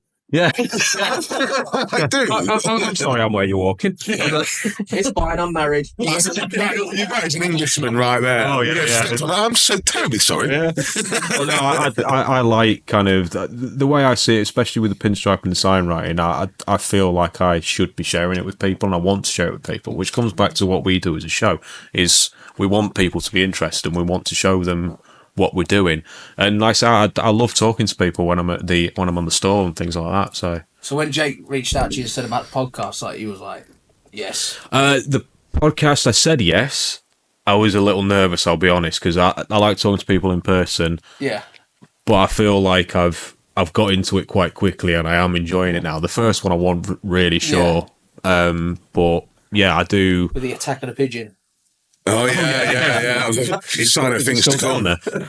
But then a few people have said, "Oh, you seem quite natural," and that helped because it's at least I'm not coming across as kind of wooden or nervous. You can just tell you care about what you're saying. Like, yeah. I mean, I'm saying shit for the sake of it. Yeah, I like to think so. Yeah, and I do. I think what we're doing as a show, I think, it means something, and it's a good thing we're doing, and I believe in that. Did you guys see we've got the Screaming Eagles? At the I don't know if you know who the Screaming Eagles are. I don't know if you've ever heard of them. Fucking awesome band they are.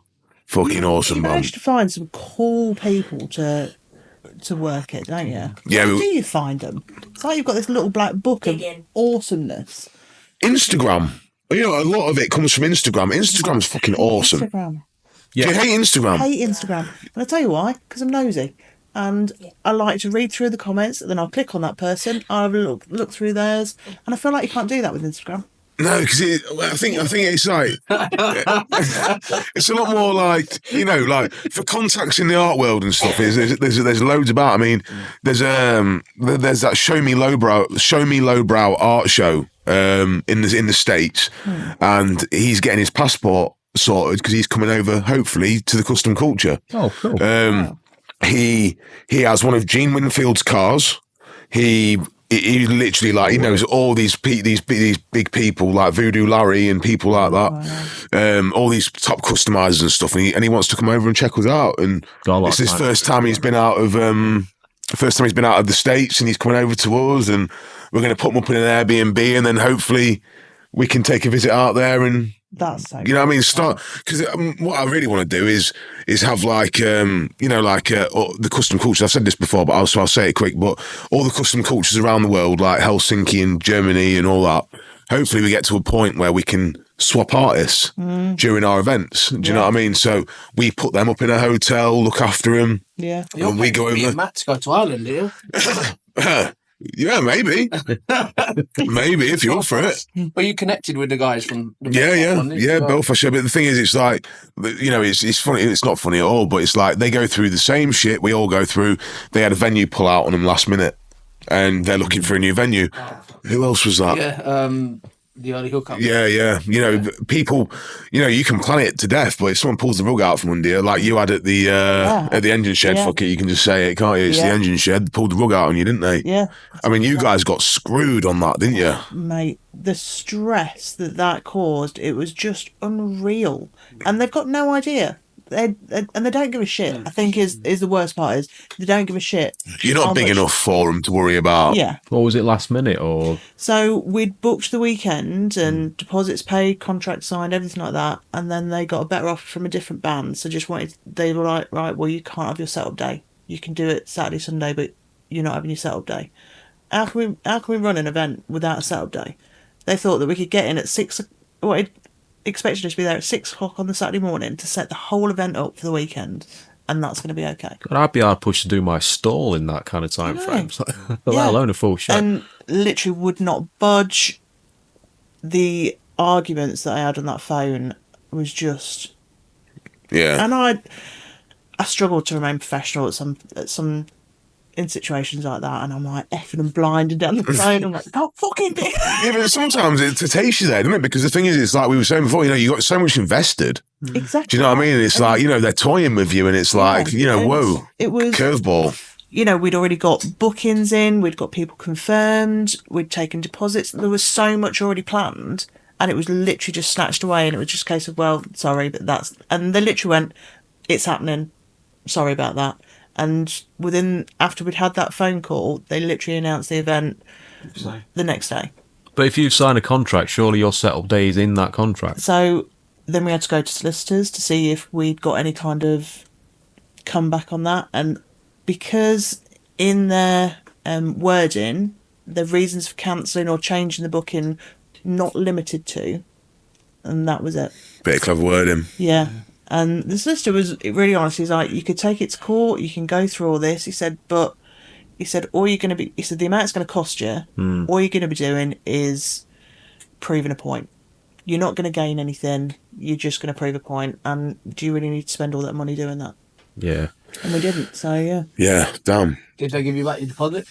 So yeah, apparently, this is what the solicitor said. He said, if you cancel those 2 remaining days that they're still giving you, he said... they don't have to give you your deposit back. I was like, we've got money tied up in that now. So I just Googled a load of legal shit, copy and pasted it into a letter, sent it off, made it look like... Didn't make any fucking sense. Just go with random shit. I've never spoken like that at the bar of my life. Forthcoming. Yeah. Got the deposit back. And then they were offering us like a free weekend for the next year, and literally... Make it IB for and you got yourself a deal, innit? Oh, I would piss on them if they're on fire. Yeah, exactly. Yeah. Did you tell them to shove it? Yeah. Yeah. Yeah. I want to go to legal proceedings. Also, I know where you live. Here he goes with the fucking jihad thing again. He gets his video camera out and that's it. Gets him in a fucking orange jumpsuit. But it worked out well for us, as much as it was stressful and we didn't think it was going to continue, it's actually worked. It's the best thing that could have happened. Yeah, definitely. I mean, it's just mad how fast you've grown. I know. Now you've got the camping as well. Yeah. I think we've got to this point and now we're going to let that settle for a couple of years just to make sure that we've got everything just neatly tied up, then move on to expanding it a bit more. Yeah, you need to let it breathe first, don't you? Make sure everything's squared away. Exactly that. Yeah. Where did you get all your bands? Mostly just fishing around like yourself, like. Yeah, Yeah. Shooting messages out. I contacted one on TikTok. You got Harry Arneson back. Yeah. Yeah, he's a good lad. He's a good lad. What a boy. Yeah. He's ace, isn't he? He is such a nice guy as well. The whole band are just so chill, aren't they? Yeah. Lovely people. Yeah. But yeah, you just secured one that's proper cool. Yeah. We don't quite know how to say their name though, do we? Vanitas? Something like that.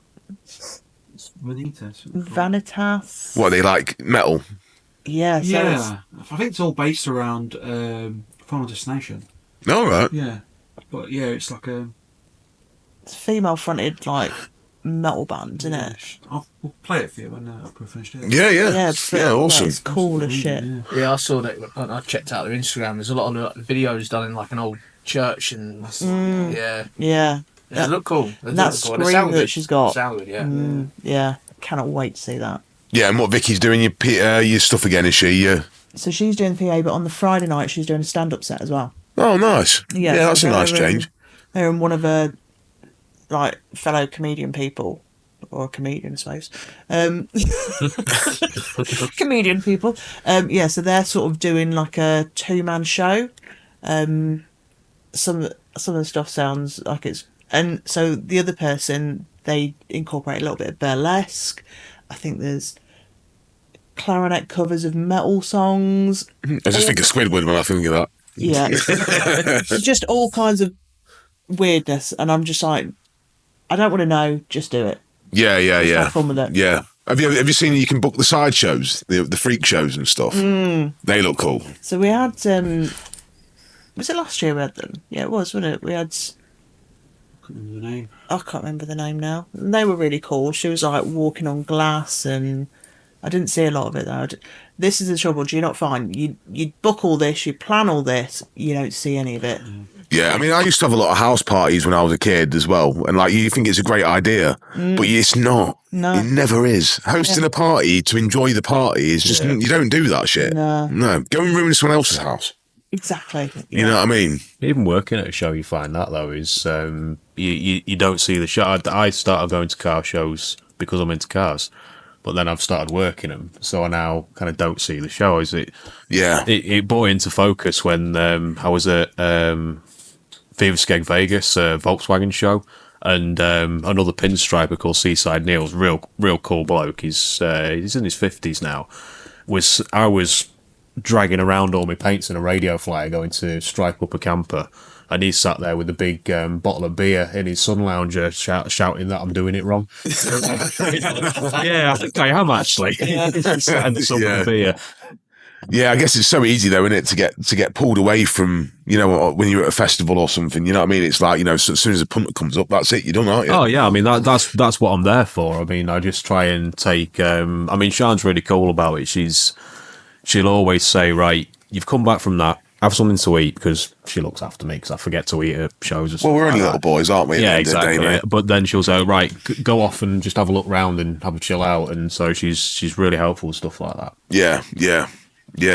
So I mean, what you got going on then? You got a few shows coming up then, dude? Yeah. I've got a Skegness Scooter Rally in May. I've got a really cool one coming up. It's run by the Drivers Collection, and it's a bit of a new one on me. It's Cromford Car Night, but they're kind of one of these shows where it's a mad mix of stuff and it's invitation only, and you have to apply to be in the show. It's like It's not unusual to see like an 80s Ferrari on air riding expensive wheels and stuff like that next to a Beetle or a really cool mix of stuff. And kind of my normal shows through the summer. Was it Matchbook Custom? How was Matchbook today? Good. Yeah. You can tell the weather's getting nicer. There's a lot more fun. Was there a lot more hours? Yeah, it was. Oh, that's good to hear. Made some contacts. So and if you're in the Stamford area, and I think most weekends, go and pop your head in. It's every Saturday, from what I understand. Right. They have effectively an open house. I mean, this was the season opener, so it was a bit more organised. And they're going to be they're going to be using the KKBO as like their main focal point for their community meet. Cool. Which would be cool. Do you know what I mean? So it's and they're just lovely people, aren't they? Oh yeah, they all really welcoming. If you haven't even got a bike, go down. It's fine. Like don't feel like like if you haven't got an American car, but you want to go to an American car meet, fucking go. Who's stopping you? You know what I mean? These people want to share their pride and joys with anyone else. So don't think just because that you don't fit in, just because you don't have the right kind of car, is they want to show them off. They want people to look at them because they love these things. It's not about that. No, it's not about that. It's not the be all and end all at all. No, they're expensive things. You know what I mean? Not everyone is fortunate enough to be able to have one. If they want to show them off, they'd be sat in a garage just looking at them. Yeah, it doesn't mean you're any less passionate because you can't afford to be where they are. Do you know what I mean? So get yourself down there and submerge yourself in the culture. At the end of the day, that's what it's all there for. But how many people do you guys see at conventions that aren't tattooed up? Like, obviously, first with arms and face. I don't feel like I see anybody at a convention because I'm just stressing one to another. They just become a blur. It's hard. That's a hard one to. I didn't really see anyone at your show that wasn't. Yeah. You know what I mean? Everyone's pretty much like they're seasoned a little bit. Do you know what I mean? They've got a little bit of something. I'd say it's fairly rare that you get somebody go that's not complete clean skin. Yeah. I'd say that's pretty rare that you'd get that. And if they are going, it's normally because they're with somebody that's got tattoos or, it's like you're saying, if you've got an interest in it, then you go. It doesn't matter if you're getting tattooed there or not, you've still got an interest in just seeing how it's all done. And I think if you probably haven't got any, maybe not that interested in it.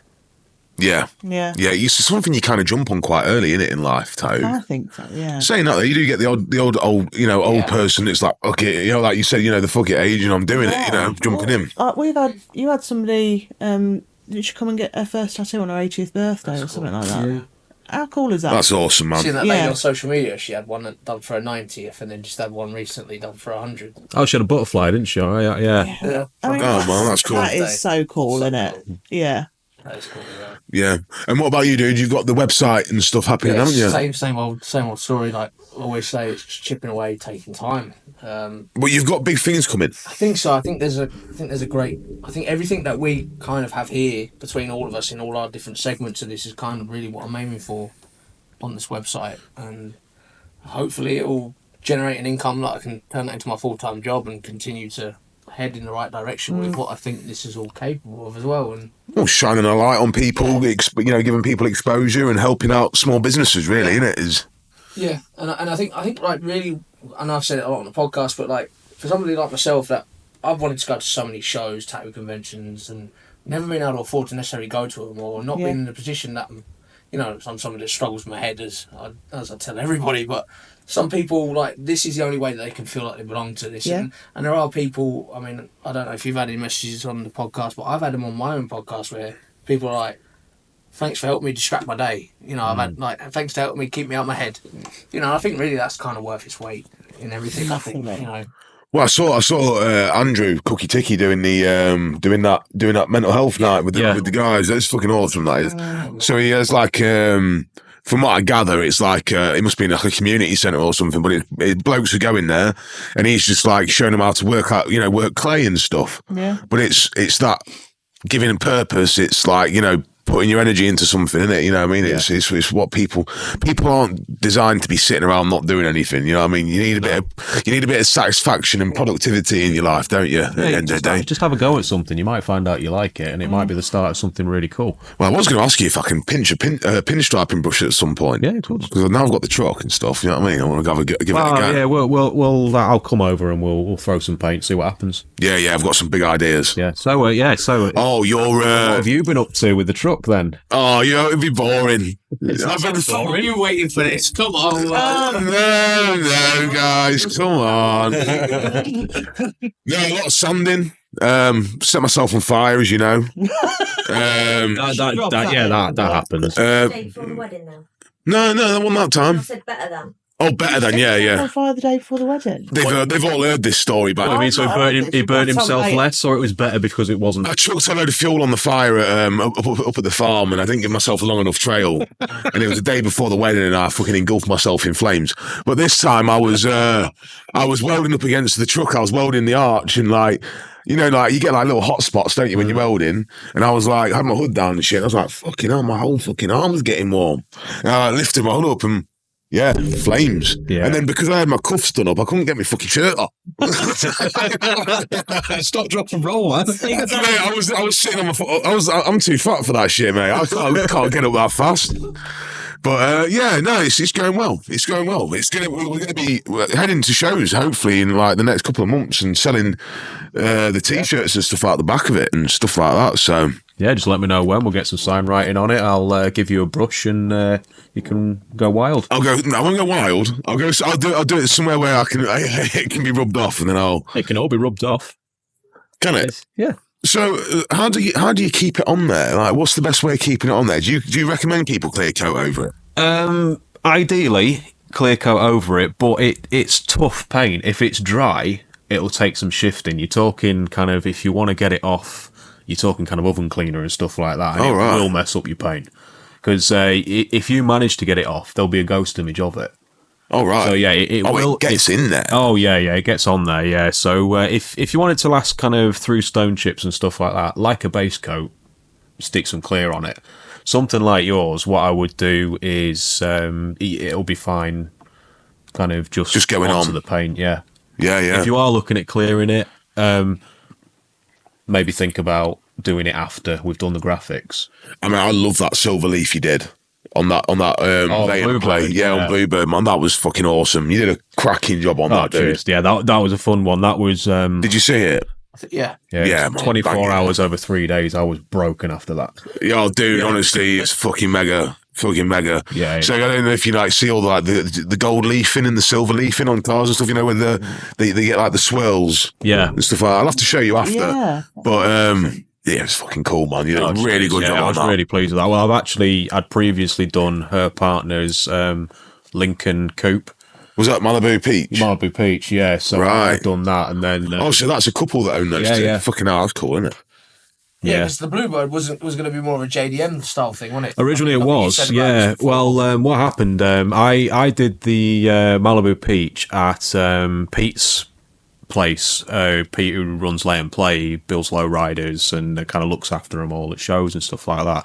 And he was nice enough to lend me his garage on the side of his house for 2 days to do Luke's Lincoln Malibu Peach. And Iona, his partner, bought him to come pick it up in the Bluebird, which was kind of lowered on nice kind of rare Japanese wheels. And I think Pete kind of started trying to twist around and said, I'd love to do a Japanese lowrider. And then, she contacted me and said, it's happened. It's happened. And I saw him kind of build all the suspension, and then she wanted me to do the work on it. So she dropped it off on a Friday, picked it up on a Monday, and No, honestly, I'm not even just saying it, man. Fucking amazing job you did. It's one I'm really proud of. I love be. doing low riders because you can't go over the top enough, because that's what they want. That was the thing. It was like, you normally with the pinstriping, it's quite subtle. It can be, but you'd gone full fucking whack in your face, hadn't you? You know what I mean? Oh yeah, she was a perfect customer as well, because she basically gave me a rough colour scheme and then said, and I like the gold leaf. She said any kind of metal leaf, and just let me go with it. And all I did was sent her progress photos and said, there you go, that's how it's going. Right. Very, very rough drawing, which kind of changed anyway, because I did it based on a photo and some of it didn't flow. So do you line that on first, and then go over it, or do you like just freehand it on? With the silver leaf, what I basically did is, a lot of the time with a job like that, is I'll tape out guides for where it's going, just so I can have a look at the layout and because it's a full car, it's got to work. It's got to be symmetrical, yeah. And the metal leaf, the silver leaf that I use, is actually aluminium leaf, because silver leaf tarnishes in the sun. Oh, right. Even if you clear it. Right. So I actually... goes a bit greeny or something? Yeah, it goes kind of like if you've got like a silver tankard or something, it goes kind of brown. Yeah. Oh, right. Bloody hell. I taped out for the silver leaf, and then you put your size down, which is your glue, you let that go off, and then put the silver on, and then you engine turn it. It was actually done with a battery drill with a turning tool. Yeah. And do all that, and then take the tape off. And all that was done on Friday afternoon, left it overnight, then I come back, brush on the clear on that, and then do all So that glue stuff that goes on first, what does it do? Does it like flash off then? Yeah, basically, you want to get it to... there's two ways of kind of testing it. One rule of thumb is it wants to feel like if you put your thumb on sellotape, that kind of tacky. Bit tacky, yeah. Or the other one is if you rub your finger on it, it should squeak. Oh. All right. That should be, and weirdly the chair, that wasn't chair. And that's how you know it's ready to go, because if you don't leave it long enough, it never fully dries under the metal leaf. If you leave it too long, it won't stick. So Right. It's a really kind of... it's a lot of practice to try and figure out, and if you're doing a full car, you've got to figure out if it's going to be ready by the time you finish doing the rest of the car. So it's quite a lot that goes into it. A bit of thinking to it, yeah. Yeah, so we're doing like the trucking like royalty purple. So like I was saying, it's going to be like dark purple with like a heavy metal flake. Yeah. And I was thinking of something like, that silver leaf kind of style or something on there. Do you know what I mean? Oh, there's loads we can do. I went a bit mad at Gold Leaf Supplies and found out that they do like tinted silver leaf, so it's all like pink and purple and blue and stuff like that. Shit. There's some mad stuff you can buy. Oh, we could go crazy then. We can go a bit crazy with it. Absolutely mad I with like it. all the burnt stuff. Yeah, the Varigade. Yeah, I've got a load of that. And not seen that. It's like a mix between like titanium, copper. It kind of looks like an oil slick. Yeah, because it looks like it's someone's burnt a metal plate effectively. Oh right, that okay, kind of effect. Right, that's exhaust, like the bluing effect. Yeah. But yeah, you can have even more crushed colours. up and mixed up, and there's loads you can do with it. Have you and guys it's all got? fun. Have you guys got pinstripers and everything like that at the event? No. To be honest, I think you invited me last year, didn't you? I think it clashes with something I already do, but I can't. That's a busy time for you, that, isn't it? It is, yeah. And when's the dates for the tattoo con? 8th to the 10th of August. Oh, that's good dates, in nice weather. Yeah, hopefully. exactly. Yeah. Yeah, so that's the 8th to the 10th of August. Yeah. So the 8th, it's only open to campers, and then 9th and 10th open to the public. Awesome. And where can people get the tickets? Is it on the website? On the Facebook? Yep. There. That's your side. I don't know.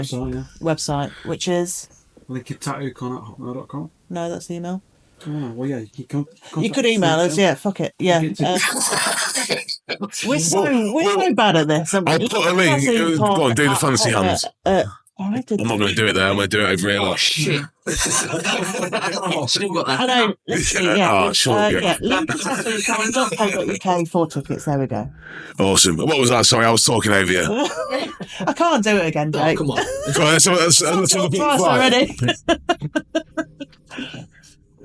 Yeah, flyer's cool, isn't it? Yeah. I should have had this from the start. Would have been loads easier to. Oh, you've got the Wookiees back. Yeah.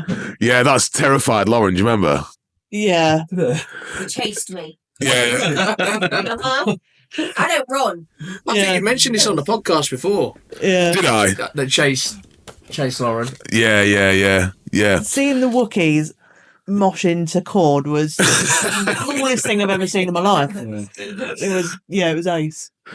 But yeah, so yeah, you can get your tickets at lincolntattoocon.co.uk. There we go. That's what we do.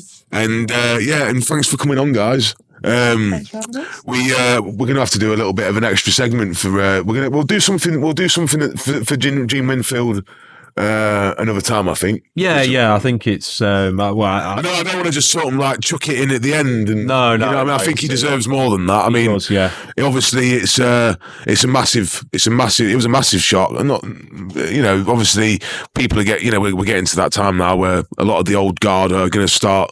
We lose them one by one, unfortunately, and this is why we've got to make sure that the shit's getting passed to the next people, the next up and coming artists and stuff. Absolutely, yeah. Someone like that who influenced so much needs proper kind of respect paid, I think. Yeah, definitely not a rush job at the end. But yeah, rest in peace, Gene, and your family, and thank you for everything that you did for the custom scene.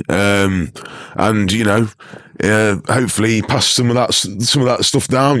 Oh yeah, I think he definitely did. Yeah, he was very active and always active and stuff. Wasn't he? Always having people in his shop and stuff like that. Oh yeah, I mean, there are so many people I follow who have done painting sessions with him. He was much like us. He wanted to pass on the knowledge. It kind of reminded me of Chris. The way that he was kind of seen, by in his field of being like so well respected in his field. And another thing that astounds me is how many people knew Chris. I'm talking to people in America and they know him straight away by now. So this was the guy that used to own a custom culture. And literally you think you don't know how popular he actually was, but he was so well known up and down. When they announced his passing and stuff, the amount of messages and people just sharing memories and stuff. I never met the guy, but yeah, unfortunately, I didn't either. Do you know what I mean? Obviously, we worked there for during it and stuff, but no, I never actually met him, unfortunately. But I'm sure he'll be approving of what we're doing now. So yeah, I mean, that's why we named the panel jam for him, because it's just it had to be. It's these people these people that put so much of their life into it. I mean, and this is the thing, when you're doing something you love, it is your life. You know what I mean? It's whether it be cars, tattoos, or airbrushing, pinstriping. It's something that it's when you love it, you don't want to do anything else. Yeah, with Chris, it means so much to me because my first line I ever pulled pinstriping was using his DVD and starter kit. So that's how I got into it. I wanted to get into it. Imagine talking to yourself then and saying at some point, you'll be owning his show or running his show with him. You know what I mean? That first horrible line I pulled where I was getting ready to throw the brush in the bin and stuff like that, and now I'm kind of effectively living the dream. Yeah. Well, hopefully we'll be at the TattooCon again if we're allowed to come back. And I had an idea for a little bit of a game we can play. Okay. I was thinking like a trolley jack race. You ever push the trolley jack? They're a fucking nightmare. No. Like the trolley jacks you jack your car up with. So have you got to ride the trolley jack? No, you've just got to race it through an obstacle course of cones. We'll just do an obstacle course of cones. Awesome. We'll get 2 of them, and then if we get some cones out, and then the fastest one will win 3 tickets to the Custom Culture. Okay, yeah. If that's cool, Yeah. I'll find a little bit of concrete somewhere, like way off in the distance or something. Get some cones out and stuff. Safety nightmare, I mean. Chuck some I know, yeah. stones in front of the tyres. Well, I was thinking of like interesting ways if we are there, like when we got a bit of a stand. Yeah. You know what I mean? It's a cool way of getting people involved, isn't it? Absolutely. Or if anyone can do more shots than you. Doubt it. Yeah. I won't take that bet. No. No. She poured me a drink. Did it melt the bottle it was in? It melted me, I think. I do remember your face, actually. I don't remember a great deal, but I do remember your face. Just kind of being like... Yeah, I remember that. Yeah, I remember that too. But yeah, thank you so much for coming on. Thanks for having me. And yeah, like I said before, get your tickets for the Custom Culture, and you can get them on www.customcultureblastoff.co.uk, and you can find Josh at... Will we do it? No, stop being silly. 666. Yeah, no, do it. I want to see this. Well, he lost a bet. Yeah. He said. What I said about betting. Hey, come on, stay out of this. He got sort of point where he was going to paste the name tag thingies, and he lost. Yeah. I made him dance. Well, who really lost? Right. Same people who do every month for the audience. You lucky viewers. Yeah, and you can find us at the _ Custom Culture Blastoff. Did you do it? Did you do the 666? At 666 Customs. Yeah. Or on Instagram, it's just 666 Customs. Yeah, it's 666, yeah. It's completely... Because those bastards stole your tag, didn't they? Hey, they stole your tag, mate, on purpose. Yeah. Yeah, bastard. Yeah, he's like Ken. He's like a bow selector, isn't he? What Mel being out of bow.